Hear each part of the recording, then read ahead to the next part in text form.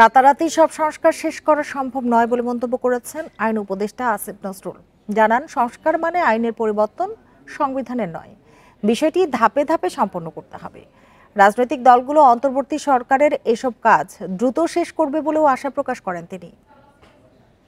আদালত ব্যবস্থায় ভিন্ন ভিন্ন 5টি অ্যাকাউন্ট। বেশিরভাগ মামলায় নথি চালাচালিতেই অনেক সময় লেগে যায়। এতে বিচার কাজে যেমন দেরি হয়, তেমনি বাড়ে খরচ। দূরত্বজনিত সমস্যায় চরম ভোগান্তি পোহান বিচার প্রার্থীরা।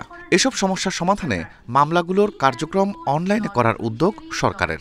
সোমবার ঢাকা মহানগর দায়রা আদালতে ই-পারিবারিক আদালত কার্যক্রমের উদ্বোধন করেন আইন উপদেষ্টা আসিফ নজরুল।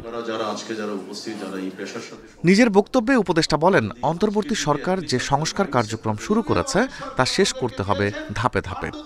এখন আপনি যদি সবচেয়ে বড় পৃথিবীতে সংস্কার বিষয়ে আমরা কার নাম জানি? সিঙ্গাপুরে আমরা লি কুয়ান ইউর নাম জানি। লি কুয়ান ইউ সংস্কার করতে ওনার কত বছর লেগেছিল? মিনিমাম 10 বছর লেগেছিল। এটা তো আপনার ওভারনাইট করার ব্যাপার না। আমার সুযোগ আসলে আমি সবকিছু আইনের মধ্যে ঢুকিয়ে দিই, সাথে সাথে সংস্কার হয়ে গেল, সাথে সাথে সমস্ত অন্ধকার ঘর আলো হয়ে গেল। এ তো এরকম এরকম কিছু ব্যাপার না। উপদেষ্টার আশা, আগামী 5 বছরের মধ্যে মামলার জট অর্ধেকের বেশি থাকবে না। 1/3 মামলা আইনি সহায়তার মাধ্যমেই কমবে। ভোগান্তি কমবে, সময় বাঁচবে, দুর্নীতি কমবে, খরচ কমবে, এটা নিয়ে আমাদের কারো কোনো সন্দেহ নেই। এবং রেজওয়ানা খুব ক্লিয়ারলি এটা আপনাদের বলেছে, আর অনেকে বলেছে, আমি এটা এমফাসাইজ করতে চাই। আপনারা লয়ার একটা গার্ডিয়ান হন, আপনারা এনশিওর করেন যে এটাকে কেন যেন পলিউট করতে না পারে, এটাকে কেউ যেন ডিস্টেবিলাইজ না করতে পারে।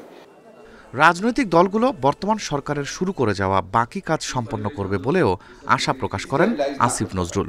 এটা যেন এখান থেকে যে যাত্রা শুরু হয়, এটা যেন থেমে না থাকে। Rifat Alam, independent news, Dhaka.